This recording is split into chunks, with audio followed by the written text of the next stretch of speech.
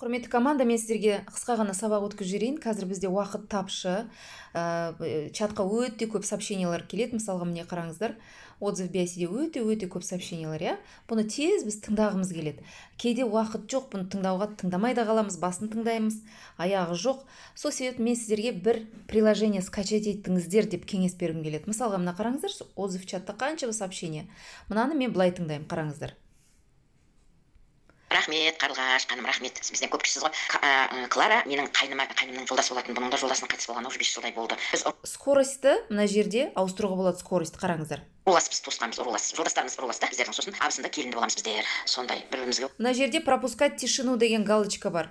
Пропускать тишинуды былай галочка қойсаңыз, анау арасындағы паузалар бар ғой, үндемей қалатын тишина. Оның бәрін қиып тастайды да, сіздерге тек қана сөзін береді, сосын скоростьті ауыстырасыздар.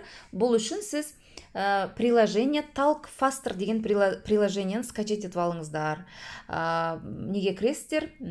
Play Marketке Talk Faster, міне, мына жер жазылып тұр өзі үстінде. Talk Faster ағылшынша.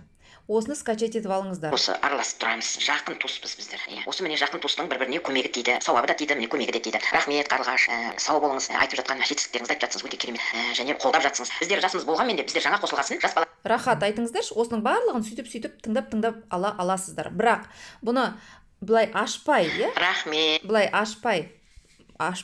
Былай тыңдайсаңыздар. Ақ топырақ Алла құдай сақ.